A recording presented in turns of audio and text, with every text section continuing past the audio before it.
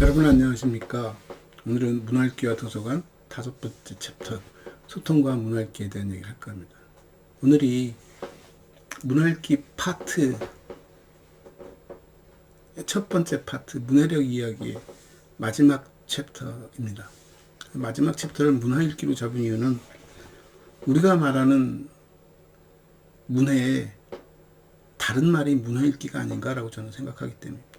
물론 문해라는 단어의 성장 과정을 보면 그 소위 단수명사였던 문해가 시간이 흐르면서 굉장히 다양한 형태의 수식어를 달면서 여러 종류의 문해가 나옵니다. 아마 처음에 문해를 말했던 사람들은 글읽기에 대한 얘기를 하는 것이고 그 글도 라틴어에 대한 얘기를 했을 겁니다. 우리 조선으로 친다면 한문에 대한 얘기겠죠.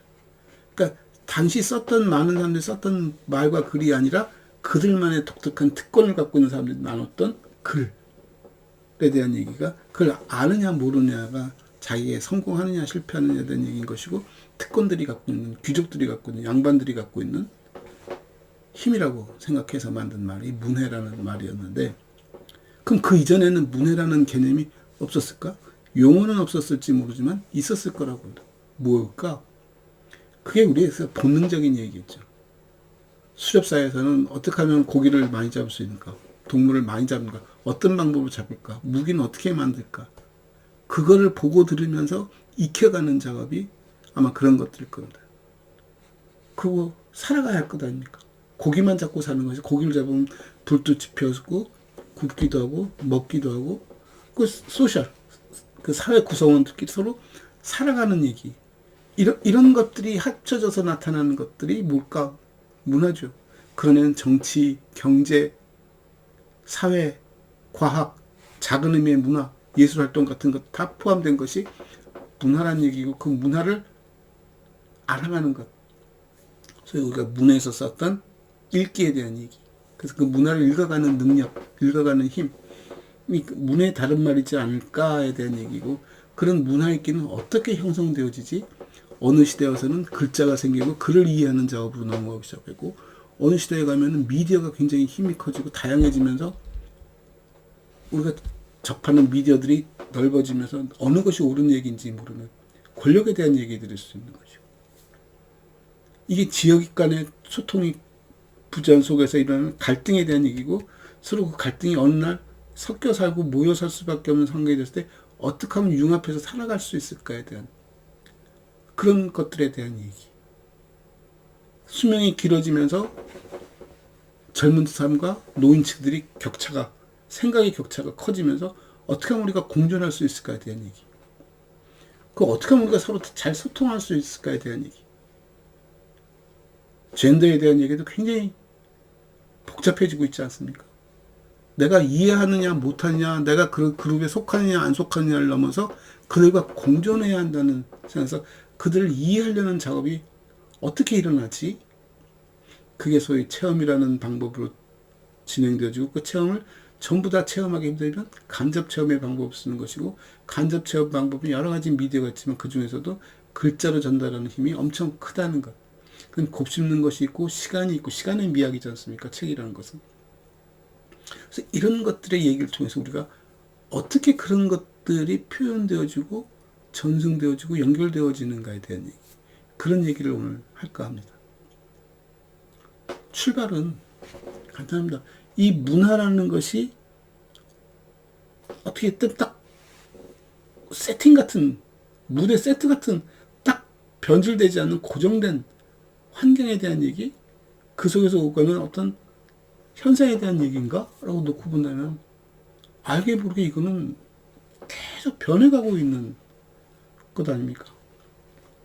우리가 그걸 체감하지 못하는 이유는 어제의 나, 오늘의 나, 내일의 나가 다르지 않다는 겁니다. 우리가 길을 나갔는데 갑자기 길이 뭐 변해 있겠습니까? 그러지는 않습니다. 어느 날 조그만 공사차가 하나 오면은 그냥 늘 차가 움직이는 것 중에 차 한 대가 지나가는 것이고 내일 또 오고 모레도 오고 어느 날 그 차가 점점 늘어나고 그러다 알게 모르게 1년 지난 다음에 와서 보면 건물 하나 들어서 있는 것이고 1년 내 격차를 놓고 보면 변해 있지만 그 1년을 날짜로 쪼개고 시간으로 쪼개서 들여다보면 늘 물 흐르듯이 움직이는, 그러니까 그 변화를 못 느끼는 것에 대한 얘기.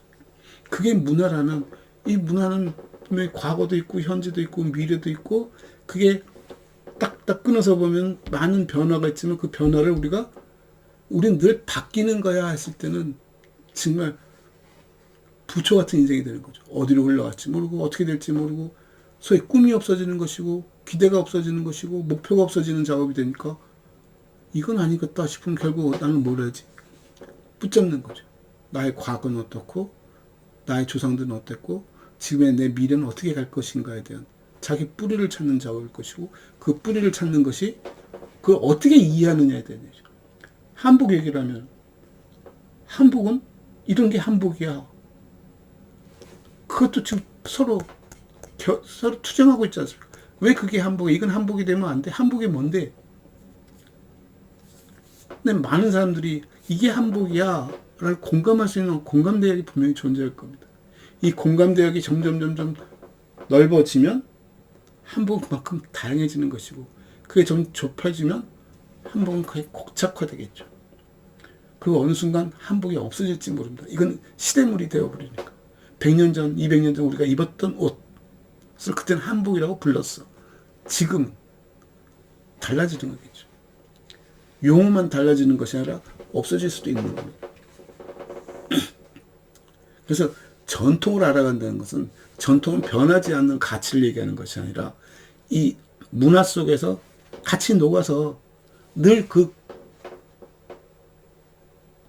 절대적 가치를 보면 움직이고 있는 거지만 그 시대적 가치를 놓고 보면 항상 중심을 지키고 있는 것, 자기의 아이덴티티를, 정체성을 분명히 드러내고 있는 것. 우린 모르죠. 늘 우린 뭐라 그럽니까? 상대적 입장에서 그 가치를 인정하는 거니까. 저게 한복이야. 근데 100년 전 사람 뭐 데려다 탁 놓고 이게 한복이니 그럼 절대 한복이라고 안 하겠죠. 근데 자기 시대적 감각에서 놓고 보면 그대들도 그 이전 시대에 비해서 많이 달라져 있는 한복이면서 여전히 한복이라고 부르는 것이고, 지금도 우리가 한복이라고 부르는 것이고, 그 한복이라는 것을 공감할 수 있는 공감대 폭이 소위 경계선이 되는 것이고, 그 문화의 경계가 되는 것이고, 그 문화가 수용할 수 있는 폭이 된다고 저는 생각합니다. 그래서 그런 전통적인 것을 지켜가는 작업, 왜? 그게 나의 아이덴티티고 우리 문화라는 공간에 대한 얘기, 그 시간에 대한 얘기이기 때문에 굉장히 중요하다고 보는 겁니다. 근데 같은 시간과 같은 공간 안에 있어도 예전에는 수명들이 길지 않아서, 그리고 활동할 수 있는 활동 인력들이 한 나이대에 모였기 때문에 그들에게 일어난 그 소위 차별은 거의 없었지만 서로 다름은 드러나지 않았지만, 이제는 공간이 넓어지고 우리가 살아가는 삶의 시간폭이 길어지면서 한 세대가 길어지기 시작하고 공간이 넓어지기 시작하면서 내부적으로도 어떤 일이 생기냐면 소통의 부재가 일어나기 시작합니다. 잘 소통하지 못하면 우리 문화 권역이라는 것이 그 소통에 의해서 우리가 유지되는 건데, 이 소통 권역이 그 세부적으로 들어가면 조금씩 구별되어지면서 갈등이 일어나게 되는 것이고, 그 갈등을 우리가 해소하기 위한 것들도 우리 이 문화권을 유지하기 위해서는 어떤 형태든 간에 필요한 작업이라고 보는 것이죠. 그게 미국이 식민지에서 독립하면서 제일 먼저 했던 게 뭐냐면, 이민들을 받아들일 때 그 이민들을 미국이라는 아이덴티티로 묶어내기 위해서 했던 것이 공공도서관을 지었고, 그 안에 자기네 말로 쓰여진 책을 읽히는 거였죠. 왜? 소통하는 작업이니까요. 가장 소통하기 좋은 작업은 남의 생각을 읽고 해석하고 내 생각을 전달하고 서로 타협하고 다시 피드백 받고 하는 이런 작업이 연속되는 건데,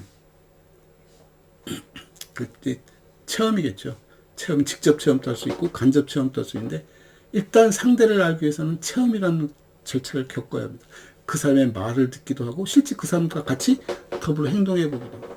우리가 농촌에 가서 산다는 것은, 농사를 짓는다는 것은 말로만 끄덕이는 것이 아니라 어떤 형태든 간에 그 농사 짓는 흙을 밟고 그들의 생활을 영위해 가면서 어떻게, 왜 이렇게 살아갈 수밖에 없는지 그에 대해서 이해하기 시작하는 것이고, 그네들이 생각하지 못했던 것을 피드백을 통해서 내가 가졌던 새로운 경험이 이제 농촌 생활에 녹아 들어가면서 농촌이란 전체 집단을 문화적으로 외연을 확장해 가면서 서로 다른 것과 중첩되어지고 섞여서 지금은 6차 산업이라지 않습니까? 1차 산업, 2차 산업, 3차 산업이 섞인 것. 1차 산업은 농사를 짓거나 물고기를 잡는 같은 가장 기초적인 산업이고 2차 산업은 가공 산업이고 3차 산업은 유통 산업으로 넘어가면서 이런 것들이 농촌에서 지금 다 일어나고 있다는 것이죠. 스마트팜으로 넘어가면은 이제 과학 기술이 굉장히 첨단의 과학 기술들이 접목되어져서 농사가 데이터 산업으로 이제 넘어가는 거죠. 이런 식으로 체험을 통해서 만들어가는 것이고 이게 전부 동질성을 회복하고 우리를 하나 만드는 문화를 우리의 경계를 외연을 확장해가는 작업이지만 동시에 들여다보면 그 속에 다양성을 추구하는 겁니다. 그러지 않으면 어떤 일이 일어난다고요? 전염병이 들어왔을 때 다 죽는다는 거죠.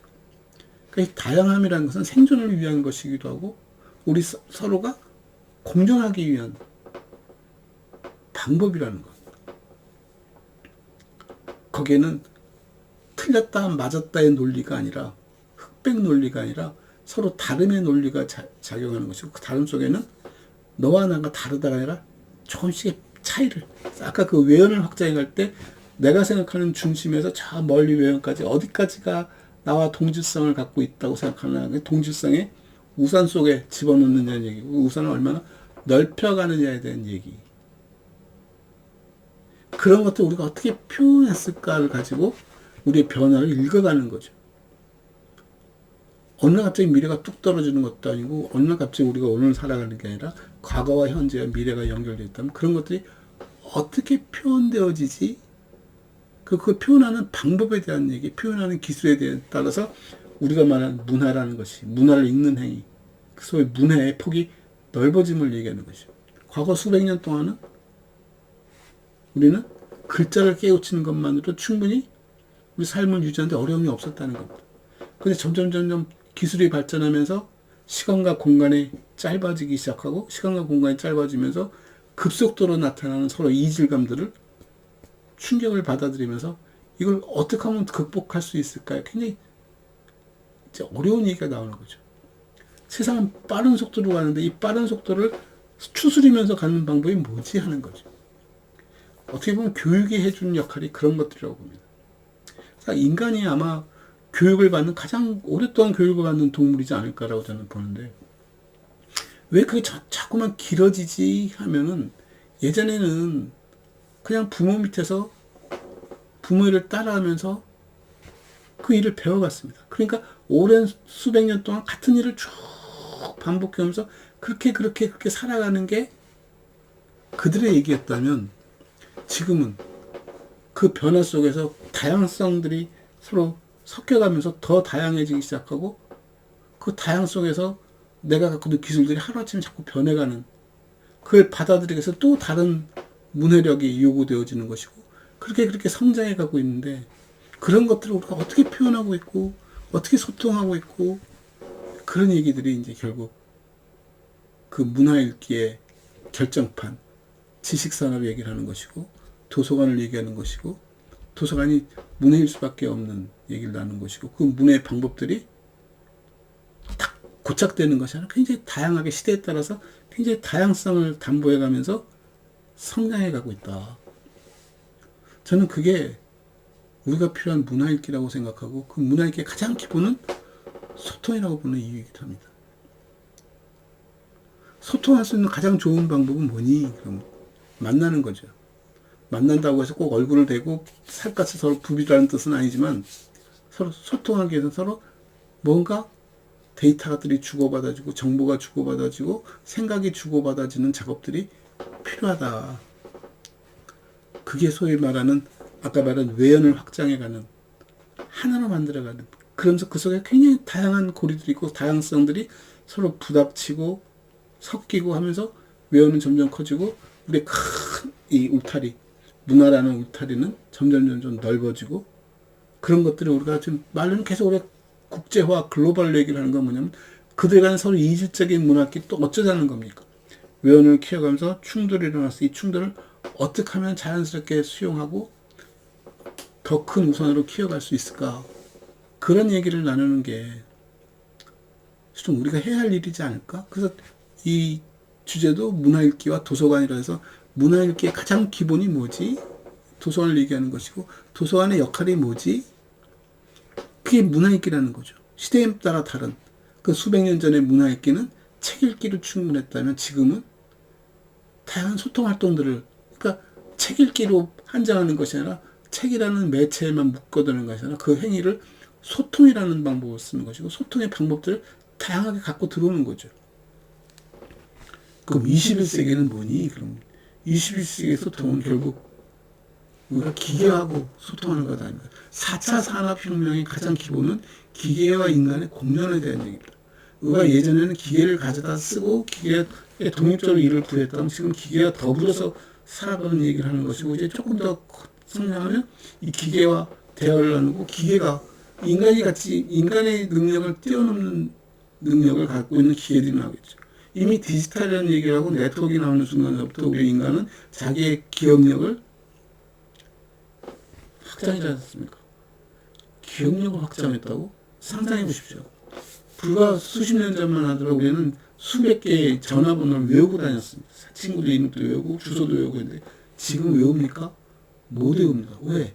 스마트폰이라는 기계가 나와서 충분히 접근 가능하고 활용 가능한 엄청난 데이터를 옮겨지고 있기 때문에 지식을 쌓는 것도 아는 게 힘이라고 하지만 아는 방법에 대한 얘기는 내 머릿속에만 집어넣는 것이 아니라 이 세상에 열려있는 게 전부 다 내 지식인 것이죠. 어떻게?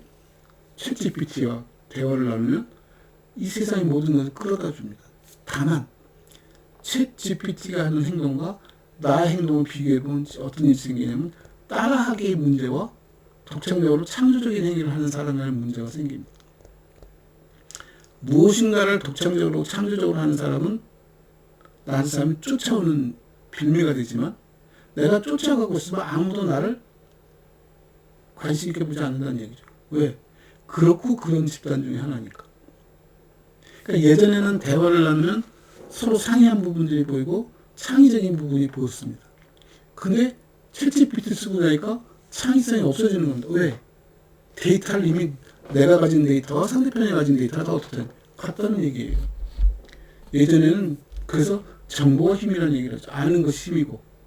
그러니까 교육을 받은 사람이 더 좋은 자리를 가고 지금은 교육보다는 얼마나 많이 하는가 그 메커니즘에 빠른 사람이 좋은 자리에 가는 것이고 이제 더 앞으로 가면 AI를 잘 활용해서 그 데이터들을 잘 응용할 수 있는 사람들이 좋은 자리에 가죠. 세상에 유명하고 세상에 창조적인 것들을 기계의 힘을 빌어서 하루아침에 내가 그 방법을 쓸 수 있는 거죠. 그래도 여전히 뭡니까? 따라쟁이뿐이 안 됩니다. 이미 세상에 나와 있는 것을 따라가는 일뿐이 못하니까요. 그럼 실은 미래에 21세기 미래의 문화읽기 기본은 뭘까? AI를 가르치는 사람일 겁니다. AI에게 새로운 데이터를 부여해주는 사람일 겁니다. AI로 하여금 생각할 수 있게끔 만들어주는 사람. 그렇게 하는 방법. 그게 새로운 21세기 문화가 되어야 우리는 성장합니다. 그렇지 못하면 신기하죠? 선생님의 수준이 이 정도면 가르치는 아이들 수준이 이 아래에 있을 수밖에 없습니다. 그래서 나온 용어가 청출어람입니다. 청색은